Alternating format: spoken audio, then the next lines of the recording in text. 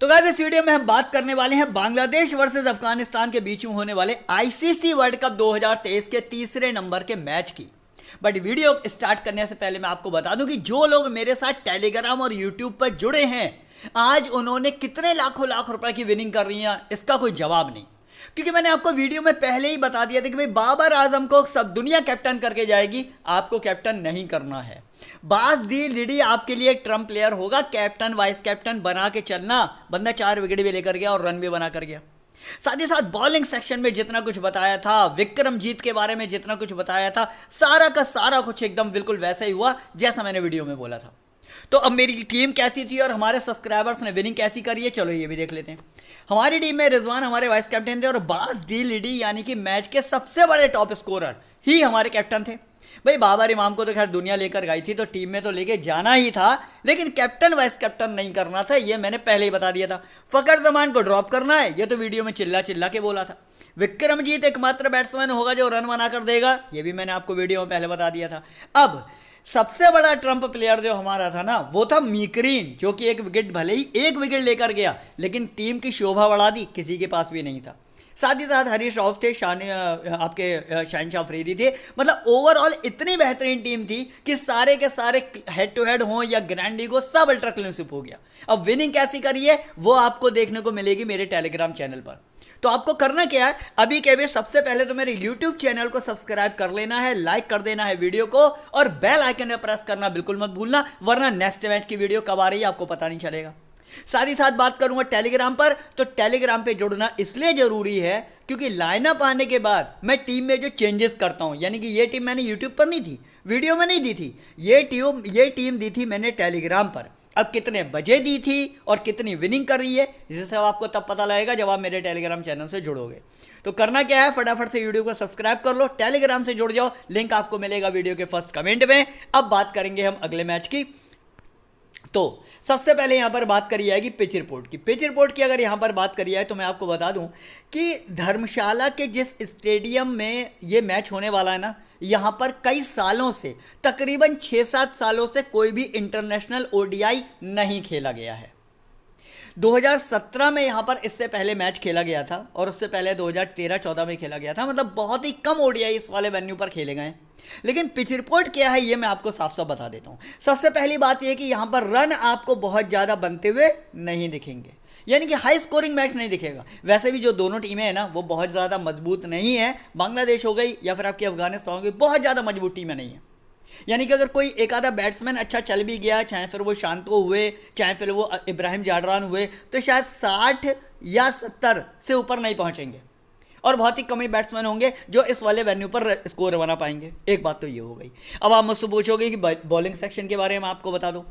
मैं आपको बता दूं कि पेसर्स को यहाँ पर स्पिनर्स की तुलना में काफ़ी ज़्यादा एडवांटेज मिलता है, लेकिन ऐसा नहीं कि स्पिनर्स विकेट नहीं लेंगे। अब राशिद खान जैसे प्लेयर होंगे तो फिर जाहिर सी बात है वो विकेट लेंगे और अगर सामने होगी फिर बांग्लादेश की टीम यानी कि लिट्टन दास होंगे या और भी कई सारे प्लेयर होंगे, तो फिर उनको आउट करना कोई बहुत ज़्यादा बड़ी बात नहीं होगी।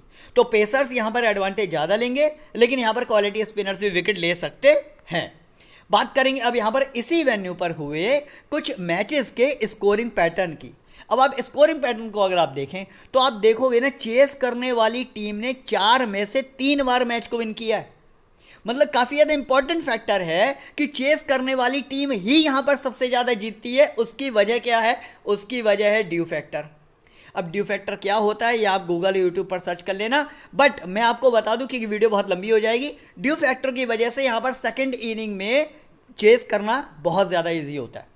बात करी जाएगी अब यहाँ पर स्कोरिंग पैटर्न कैसा जनरेट होता है। तो जैसे कि मैंने आपको बताया कि पहली बात तो ये कि यहाँ पर बहुत ज़्यादा मैचेस नहीं हुए हैं अभी तक। ज़्यादा से ज़्यादा मान के चलो जो मेरे पास रिकॉर्ड्स हैं ना, 4 ही मैच हुए हैं यहाँ पर, जिनमें से 2 मैच ऐसे थे जिनमें 200 से भी कम स्कोर बना है।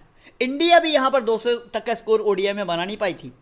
वही बात करेंगे 200 से 250 के बीच में एक बार स्कोर बनाए और 300 के अबव सिर्फ एक ही बार यहाँ पर स्कोर बनाए।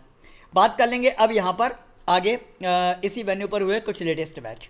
तो लेटेस्ट क्या, मैंने आपको पहले ही बोला कि तकरीबन 6 सालों से यहाँ पर कोई मैच नहीं हुआ है। तो लास्ट मैच यहाँ पर तकरीबन 2017 में खेला गया था, जहाँ पर इंडिया ने पहले बैटिंग करके मात्र 112 रन का स्कोर किया और श्रीलंका ने उसको चेज करके 114 रन पे मैच को जीत लिया। यहाँ पर पेसर्स को मिले थे 11 विकेट और स्पिनर्स को मिले थे महज 2 विकेट। अब बात करेंगे एक और मैच की जो कि 2016 में हुआ था। यहाँ पर भी न्यूजीलैंड पहले बैटिंग करने आई। आई डोंट नो, शायद यहाँ पर गलत लिखा है, न्यूजीलैंड या न्यूजीलैंड है। पहले बैटिंग करने आई, 190 रन का स्कोर किया, पूरे के पूरे 10 विकेट यहाँ पर खो दिए। इंडिया उसको चेस करने आई, उसने चेस कर लिया 194 पे 4 विकेट के नुकसान पर। पेसर्स को यहाँ पर मिले 6 और स्पिनर्स को यहाँ पर मिले 7 विकेट। तो ओवरऑल कहने का मतलब ये है कि भाई वेन्यू जो है बहुत ही बॉलिंग फ्रेंडली पिच है, बैटिंग फ्रेंडली बिल्कुल भी नहीं है। और यहाँ पर आपको जो बहुत ज़्यादा रन बनते हुए नहीं दिखेंगे। दोनों ही टीम बहुत ज़्यादा मजबूत नहीं है। तो मुझे लगता है कल 250 तक का भी स्कोर अगर बन गया तो बहुत बड़ी बात है। बात करेंगे दोनों टीमों की हेड टू हेड परफॉर्मेंस की। यहाँ पर मैं आपको बता दूं, अगर हम यहाँ पर बात करें हेड टू हेड परफॉर्मेंस की, तो बांग्लादेश ने अभी तक अफगानिस्तान को 9 बार हराया और अफगानिस्तान सिर्फ 6 बार हरा पाई है। लेकिन अगर हम बात करें लेटेस्ट के 5 हेड टू हेड मैच है ना, लास्ट के भी जो 5 हुए हैं, उसमें अफगानिस्तान ने 3 बार बांग्लादेश को हरा दिया और बांग्लादेश ने 2 बार ही अफगानिस्तान को हराया। यानी कि सीधे से कहने का मतलब है कि कल भी आपको इंडिया ऑस्ट्रेलिया की तरह, जैसे इंडिया ऑस्ट्रेलिया का मैच होता है ना बिल्कुल कांटे की टक्कर का, वैसे ही कांटे की टक्कर का मैच देखने को मिलेगा। यानी कि अब एक तरफा मैच नहीं होगा कल वाला। बात करेंगे अगर दोनों टीमों की रिसेंट परफॉर्मेंस की, सेपरेट की बात कर रहा हूँ मैं, हेड टू हेड की बात नहीं कर रहा हूँ। सेपरेट का मतलब है कि इन टीमों ने किसी भी टीम के साथ जो मैच खेले उसमें क्या रिजल्ट रहा है।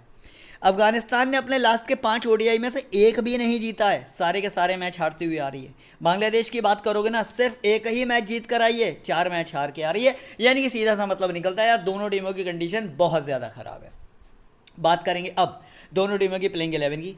लिट्टन दास के साथ शांतो आपको ओपनिंग करते हुए मिलेंगे। 1 डाउन पर आएंगे शाकिब अल हसन, ठीक है। इसके बाद सेकंड डाउन पर आपको यहाँ पर महमूदुल्लाह मिलेंगे, तोहिद हिरदौई है, मुस्तफिजुर रहीम है, इसके बाद मेहंदी हसन मिराज है, मेहंदी हसन है। दोनों मेहंदी हसन यहाँ पर खेल रहे हैं, इस बात का ध्यान रखना पड़ेगा।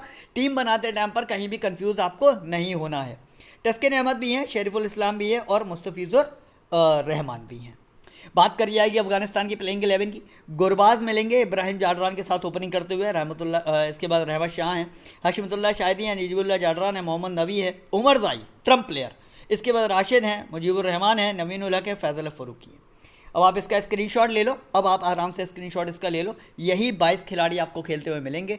अगर कोई एक आधा प्लेयर ज़रा सा भी इधर से उधर हुआ, यानी कि यहाँ से गायब हुआ या प्लेइंग 11 में आया, तो वो मैं आपको टेलीग्राम पे अपडेट कर दूंगा। टेलीग्राम का लिंक वीडियो के फर्स्ट कमेंट में पड़ा है, वहाँ से जाके जरूर से जुड़ जाओ। वैसे मेरी प्लेइंग 11 इतनी ज़्यादा सॉलिड होती है कि अगर आप मेरे टेलीग्राम चैनल को अभी के भी ज्वाइन करते हो और वहाँ पर जाके अगर आप मेरी टीम्स चेक करोगे ना ग्रैंड लीग की, जो मैंने आपको मैच से 1 घंटे पहले दे दी थी ना, तो यकीन मानिए एक भी टीम ऐसी नहीं थी जिसका मेरा कोई प्लेयर खेल ना रहा हो।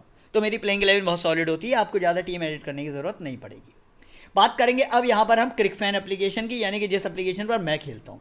मैं कहाँ पर विनिंग करता हूँ, किस तरीके से विनिंग करता हूँ और क्यों करता हूँ, उसकी सीक्रेट ये है, मैं ऐसे प्लेटफॉर्म पे खेलता हूँ जहाँ पर कॉम्पिटिशन कम है। यानी कि विजन 11, माई मास्टर 11, ड्रीम 11 जैसी बड़ी बड़ी एप्लीकेशन पे आप जाते हो ना, 2 करोड़ 1 करोड़ 50 लाख के चक्कर में होता क्या है, कुछ नहीं 50-100 रुपये से ज़्यादा जीतते नहीं हो।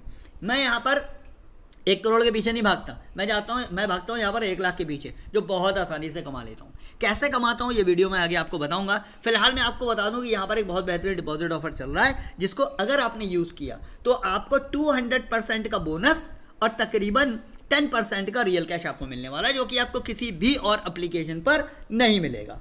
तो जब आपको एप्लीकेशन डाउनलोड करोगे और वहाँ पर खेलने के लिए आप डिपॉजिट करने जाओगे, तो याद रखना कि आपको डिपॉजिट करना है तो 500, 1000, 2000, 5000, 10,000, 20,000, 25,000 इसी रेंज में करना है। क्योंकि अगर आप इस रेंज में डिपॉजिट करोगे तो 10% का पूरा रियल कैश आपको मिलेगा, जिसका फ़ायदा आप किसी भी कॉन्टेस्ट में लगा सकते हो, किसी भी कॉन्टेस्ट में, क्योंकि वो रियल कैश है, वो कोई बोनस नहीं है। बात करेंगे अब यहाँ पर विकेट कीपर कैटेगरी, यानी कि प्लेयर वाइज एनालिसिस की, क्योंकि यहाँ पर हम देखेंगे कि इन 22 खिलाड़ियों में से हमें उनकी परफॉर्मेंस के हिसाब से किस तरीके से प्लेयर को चूज़ करना है। लिट्टन दास यहाँ पर आपको मिलने वाले हैं, इसके बाद आपको यहाँ पर मिलेंगे मुस्तफिजुर रहीम, फिर रहमुल्लाह गुरबाज है।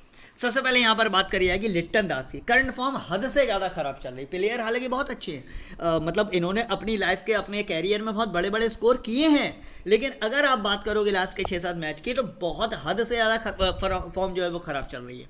लेकिन प्लेयर चूँकि सीनियर हैं, प्लेयर अच्छे हैं, 77 मैच में 2250 रन है, 34 का एवरेज है, तो आपको करना क्या है, आपको ग्रैंड लीग के किसी एक कॉम्बिनेशन में तो लिट्टन दास को ज़रूर से ट्राई करना है। लेकिन स्मॉल लीग में लेके नहीं जाना है मेरी प्रेडिक्शन के अकॉर्डिंग। बात करूंगा मुस्तफिजुर रहीम की, प्लेयर ये भी अच्छे मीडियम परफॉर्मेंस देंगे आपको, बहुत ज़्यादा पॉइंट की एक्सपेक्टेशन आप इनसे नहीं कर सकते। मतलब आप ये सोचोगे सेंचुरी मार दे 60-70 रन बनाए, तो ऐसा बहुत कम होता है। अभी लास्ट के एक ही मैच में इन्होंने 64 रन का स्कोर किया, वरना 18 है, 29 है, 25 है, 23 है।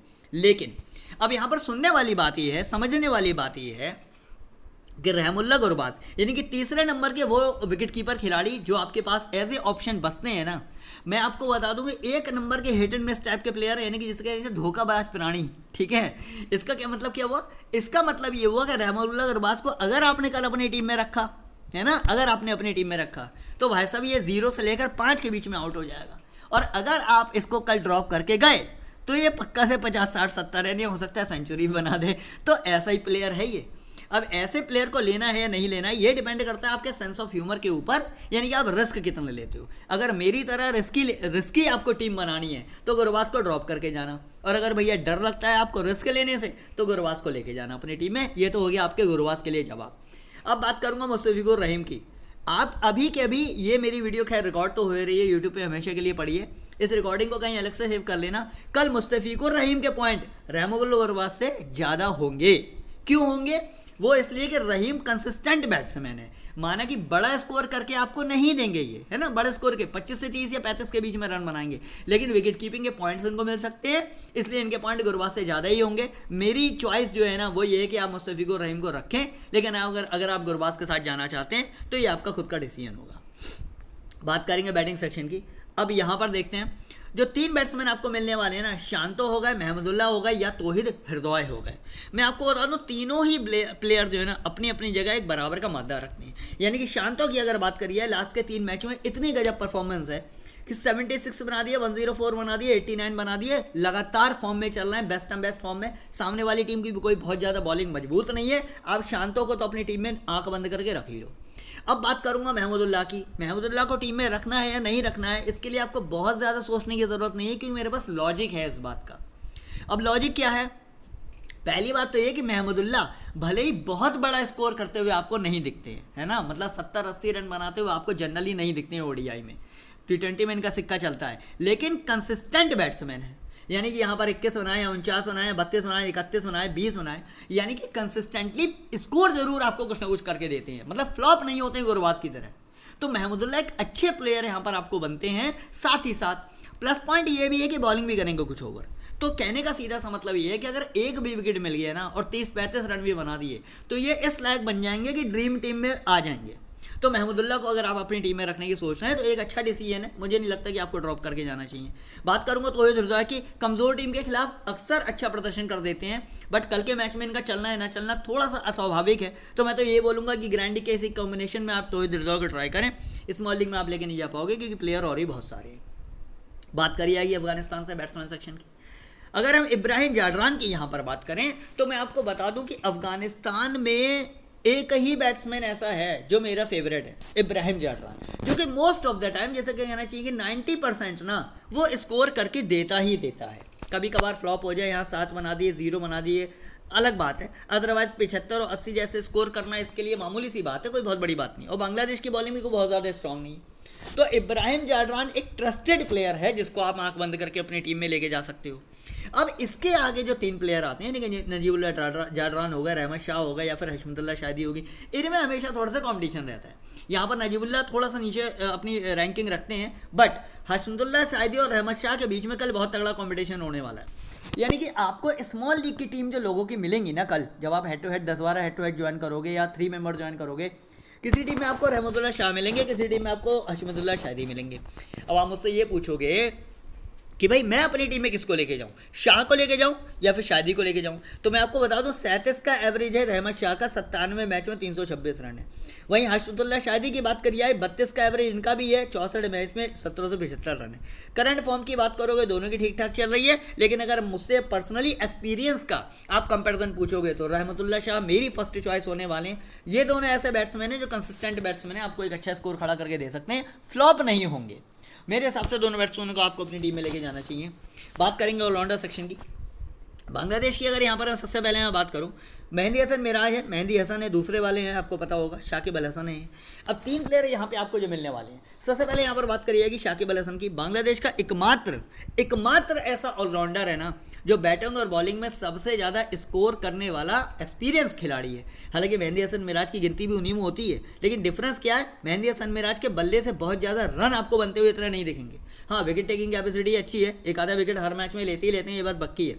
बट शाकिब अल हसन का बल्ला भी चलता है और बॉल भी चलती है, इसलिए शाकिब अल हसन तो मस्ट पिक आपके होने चाहिए। कल ये मैक्सिमम लोगों के कैप्टन वाइस कैप्टन भी हो सकते हैं, कोई बड़ी बात नहीं है, बट मेरे नहीं होंगे फिलहाल। मेहंदी हसन मिराज की अगर बात करूं, करंट फॉर्म बहुत बेहतरीन चल रही है। अभी लास्ट की सीरीज़ आपने देखी होगी बांग्लादेश की, उसमें मेहंदी हसन मिराज ने लगातार बैक टू बैक 3-4 विकेट लिए थे। तो मेहंदी हसन मिराज और शाकिब अल हसन दोनों ही अच्छी चॉइस है कल के लिए। बट अगर बात करूंगा यहाँ पर मेहंदी हसन की, रह रहा है कि एक आधा मैच में कभी बंडल्स में विकेट निकालते तो निकालते कमजोर टीम के खिलाफ, वरना इतना ज़्यादा अच्छा प्रदर्शन आपको करते हुए जनरली नहीं दिखेंगे। तो ग्रैंड लीग की टीम में ट्राई कर लेना, स्मॉल लीग में चाहो तो ले जा सकते हो। वैसे मेरे हिसाब से अगर आप छोड़ के जाओगे तो इससे ज़्यादा बेटर ऑप्शन आपको जो है और भी मिल जाएंगे।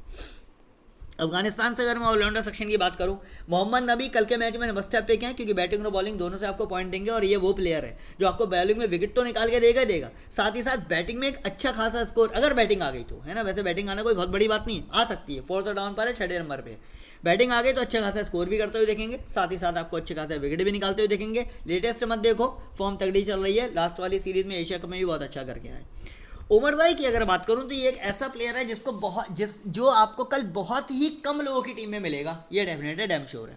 उमर भाई जल्दी नहीं मिलेगा, शाकिब मिल जाएंगे आपको, मेहंदी हसन मिल जाएंगे, नबी मिल जाएंगे, बस एक यही प्लेयर है जो आपको किसी की टीम में नहीं मिलेगा, और यही है वो ट्रम्प प्लेयर जो आपको कल जीएल जिताएगा। ये भी मैं आपको बता दूं क्यों जिताएगा। उमर भाई जो है ना, जब उसकी बैटिंग आती है, यानी कि जब टॉप ऑर्डर फेल होता है, मिडिल ऑर्डर कोलैप्स होता है और इसकी आके बैटिंग आती है, तो यकीन मानिए एक धुआंधार बल्लेबाजी के साथ अपनी बल्लेबाजी का पर्चा तो देता ही देता है। साथ में अगर इसको 3 से लेकर 4 ओवर की भी बॉलिंग मिल गई ना, तो यकीन मानिए 1-2 विकेट भी आपको निकाल दे देगा, और कभी कभी तो 3 विकेट भी निकालता है सीधे बंडल्स में। तो ये वो ऐसा ट्रम्प प्लेयर है जिसको आपको ग्रैंडिंग में ट्राई करना ही करना है, किसी भी हाल में ग्रैंडिंग की किसी भी कॉम्बिनेशन में इसको ड्रॉप मत कर देना। उमर भाई को ग्रैंडिंग में आपको ज़रूर से ट्राई करना है। बात करेंगे अब यहाँ पर लीडर बोर्ड की। लीडर बोर्ड आखिर होता क्या है? जिस एप्लीकेशन पर मैं खेलता हूँ, जिस एप्लीकेशन पर मैं आपको बोल रहा हूँ खेलने के लिए ना, वहाँ पर खेलने का फ़ायदा ये है कि अगर आप इस पूरी सीरीज़ यानी कि पूरे वर्ल्ड कप में ग्रैंड लीग खेलते हो, यहाँ पर बहुत सारे लोग होते हैं यार, एक ही ऐप पर 48 मैच नहीं खेलते हैं, है ना, ये तो आपको पता ही, यानी कि कंपटीशन वैसे ही आधा हो गया। अगर आप इस एप्लीकेशन के हर एक मैच में, वर्ल्ड कप के हर एक मैच में ग्रैंड लीग खेलते हो, जाहिर सी बात है आपकी ना हर मैच के पॉइंट कैलकुलेट होंगे और एड ऑन होंगे। अब अगर आपके पॉइंट सबसे ज़्यादा होंगे तो ये 3 लाख रुपए का प्राइज़ आप बहुत आसानी से जीत सकते हो। क्यों? क्योंकि आपकी तरीके के लोग बहुत कम होंगे जो पूरी सीरीज़ में इसी एप्लीकेशन पर ग्रैंडी खेलेंगे। आपको करना क्या है, पूरी सीरीज़ में इस एप्लीकेशन पर ग्रैंडी खेलना है, कम से कम 3 से लेकर 4 आपको कॉम्बिनेशन रोज के रोज लगाने हैं, जिससे कि आपके पॉइंट ऑल डाउन हो होकर आप रैंकिंग में नंबर 1 आ जाओ और 3 लाख रुपए आसानी से कमा पाओ। बस ग्रैंडी खेलनी है आपको, कोई कॉन्टेस्ट ज्वाइन नहीं करना है, बहुत आसानी से आप 3 लाख का, 2 लाख का, 1 लाख का प्राइज़ लीडर बोर्ड से जीत सकते हो। टोटल 11 लाख के प्राइज़ हैं जिनको जीतना ये बहुत आसान है। बात करेंगे अब यहाँ पर बॉलिंग सेक्शन की। सबसे पहले यहाँ पर बात करिए कि बांग्लादेश की बॉलिंग की। बांग्लादेश की बॉलिंग की अगर यहाँ पर बात करूँ भाई, यहाँ पर आपको टस्किन अहमद मिल जाएंगे, शरीफुल इस्लाम मिल जाएंगे, मुस्तफिजुर रहमान मिल जाएंगे। मैं आपको बता दूँ कि बांग्लादेश के तीनों ही बॉलर अपनी अपनी जगह अच्छी परफॉर्मेंस और अच्छी लेटेस्ट फॉर्म के साथ खड़े हुए हैं। यानी कि टस्किन अहमद की अगर बात करूँ, 3 wicket, 1 wicket, 4 wicket, 1 wicket, 33 inning में 63 मैच में 90 विकेट। शरीफुल इस्लाम की बात करूं, थोड़ा सा ओडीआई का एक्सपीरियंस कम है, लेकिन 22 मैच में 35 विकेट है। यहाँ 2 विकेट, यहाँ 1 विकेट, यहाँ 3 विकेट, यहाँ 1 विकेट। मुस्तफिजुर रहमान की अगर बात करूं, 2 विकेट, 3 विकेट, 3 विकेट। यानी कि अगर आप कंपैरिजन करने जाओगे तो आप ये मान के चलो कि तीनों के तीनों बॉलर कंसिस्टेंट हैं, तीनों के 3 बॉलर जो है ना वो तगड़ी फॉर्म में चल रहा है। यानी कि किसी एक को भी ड्रॉप करना आपके लिए बहुत बड़ा रिस्क साबित हो सकता है। बट अगर आप लेफ्ट राइट कॉम्बिनेशन के साथ जाना चाहते हो, यानी कि आपको लेफ्ट राइट कॉम्बिनेशन बनाना है, तो मुझे लगता है कि एक राइटी और एक लेफ्टी आप अपनी टीम में रख लो, है ना। या तो फिर टस्किन अहमद के साथ एस इस्लाम का कॉम्बिनेशन बना लो, या टस्किन अहमद के साथ आप मुस्तफिजुर रहमान का कॉम्बिनेशन बना लो, क्योंकि तीनों बॉलर आप लेके नहीं जा सकते, 11 से ऊपर खिलाड़ी आप ले नहीं पाओगे। हालांकि बॉलर तीनों अच्छे हैं, मेरे तीनों फेवरेट है, मैं चाहता हूँ मैं तीनों को लेके जाऊँ, लेकिन मेरे को और प्लेयर भी रखने हैं, मुझे राशिद खान को भी रखना ही पड़ेगा, मुझे फैजल फरूकी को भी रखना पड़ेगा, तो कहीं ना कहीं मुझे ड्रॉप तो करना ही पड़ेगा, चॉइस तो यहाँ पर दिखानी पड़ेगी। मुझे लगता है कि आप टस्किन अहमद के साथ एस इस्लाम का कॉम्बिनेशन बना सकते हैं, एक लेफ्टी हो जाएगा हमारे पास, एक राइटी हो जाएगा। मुस्तफिजुर रहमान को हम उस कंडीशन में ड्रॉप ही करना पड़ेगा, मजबूरी है। बात करी जाएगी अफगानिस्तान से बॉलिंग सेक्शन की। राशिद खान की अगर बात करूं तो चाहे भले ये कल फ्लॉप हो जाए, चाहे भले कल ये 10 ओवर में भी एक विकेट ना निकालें, लेकिन ये वो प्लेयर है जो आपके स्मॉल लीग में सबकी टीम में मिलेगा ही मिलेगा।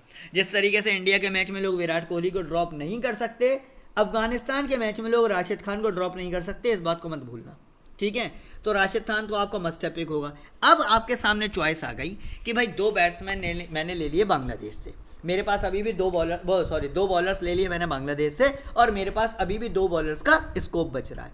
वैसे स्कोप में जब आपको चूज़ करना हो कि भाई मेरे को मुजीबुर रहमान को लेना है, मुझे यहाँ पर नवीनुल हक को लेना है, या फैज़ल फ़ारूकी को लेना है, उसी के लिए मैं बैठा हूँ, उसी के लिए बताने के लिए मैं आपको बैठा हूँ। देखिए, सबसे पहले यहाँ पर बात करिए, मुजीबुर रहमान के प्लेयर अच्छे हैं, ऐसी बात नहीं है, मेरे फेवरेट प्लेयर में से एक है। 66 मैच में 93 विकेट है, अच्छा खासा स्कोरिंग पैटर्न इन्होंने जनरेट किया है, काफ़ी ज़्यादा सीनियर खिलाड़ी है, ओडीआई का अच्छा एक्सपीरियंस है इनको। बट दिक्कत यह है कि अगर हम लेटेस्ट फॉर्म की इनकी बात करें ना, तो सिंगल विकेट टेकर हैं। पिछले 4-5 मैचों से 1 विकेट से ज़्यादा विकेट इन्होंने नहीं निकाला, यानी कि बंडल्स में विकेट टेकिंग वाली जो कैपेसिटी है ना, वो अभी आपको यहाँ पर नहीं दिखेगी। तो मुझे को इसी वजह से मैं ड्रॉप कर रहा हूँ, क्योंकि लेटेस्ट फॉर्म में जो है ना, वो सिंगल विकेट टेकिंग दिखा रहे हैं। बात करूंगा यहाँ पर फैज़ल फ़ारूकी की, तो हालांकि प्लेयर ये भी अच्छे हैं, 21 मैच में 32 विकेट है, अच्छा खासा एक्सपीरियंस इनके पास भी है, लेकिन करंट लेटेस्ट फॉर्म उतनी ज़्यादा बेहतरीन नहीं चल रही है जितनी इस मैच के लिए चाहिए as a world cup.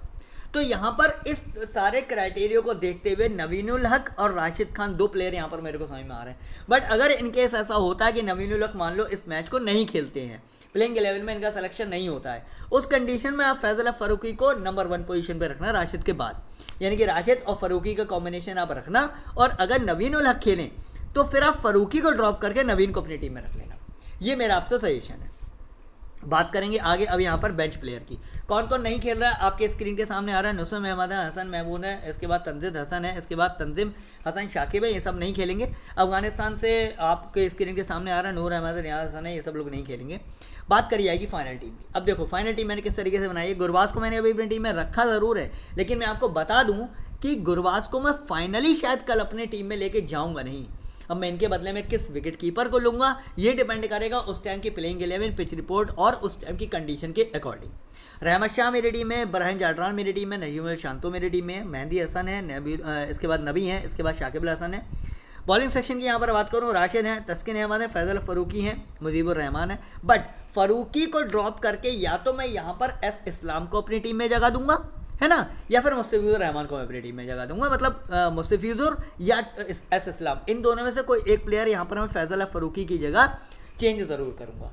Captain vice captain की अगर बात करी जाए तो कल आपको 90 नहीं तो लेकिन 80% लोगों का जो कैप्टन है ना वो आपको शाकिब मिलेगा। बट मैं आपको बता दूं शाकिब की जगह अगर आप मेहदी हसन मिराज को कैप्टन करेंगे तो वो ज़्यादा बेटर साबित होगा मेरे अकॉर्डिंग। बाकी राशिद खान हो गए, तस्किन अहमद हो गए, वाइस कैप्टन के एक अच्छे मटीरियल हैं। इसीलिए मैं आपको बता दूं कि ये मेरी फाइनल टीम बिल्कुल भी नहीं है। क्यों? क्योंकि कल जो पिच रिपोर्ट आएगी, प्लेइंग 11 आएगी, उसके अकॉर्डिंग इस टीम में काफ़ी सारे चेंजेस करूँगा। तो जो भी फाइनल टीम होगी ना वो मैं आपको बता दूंगा टेलीग्राम चैनल पे। तो टेलीग्राम का लिंक आपको मिलेगा मेरे वीडियो के फर्स्ट कमेंट में, वहाँ पर ही आपको फाइनल टीम मिलेगी। और जो लोग ग्रैंड लीग में लीडर बोर्ड ज्वाइन करना चाहते हैं, ये ग्रैंड लीग को विन करना चाहते हैं, किसी भी एप्लीकेशन पर खेलते हैं, अगर ग्रैंड लीग खेलना चाहते हैं तो ग्रैंड लीग के 10 कॉम्बिनेशन भी आपको मेरे टेलीग्राम चैनल पर मिल जाएंगे। तो जो लोग अभी तक नहीं जुड़े हो फटाफट से यूट्यूब चैनल को सब्सक्राइब कर लो, वीडियो को लाइक कर दो, टेलीग्राम से जुड़ जाओ, और जहाँ पर आपको ग्रैंड लीग के कॉम्बिनेशन और हेड टू हेड की फाइनल टीम सारा कुछ आपको मिलने वाला है। तो चलिए इसी के साथ वीडियो को फिनिश करेंगे। मिलेंगे अब कल एक नया मैच में नई वीडियो के साथ। तब तक वीडियो देखने का बहुत बहुत धन्यवाद।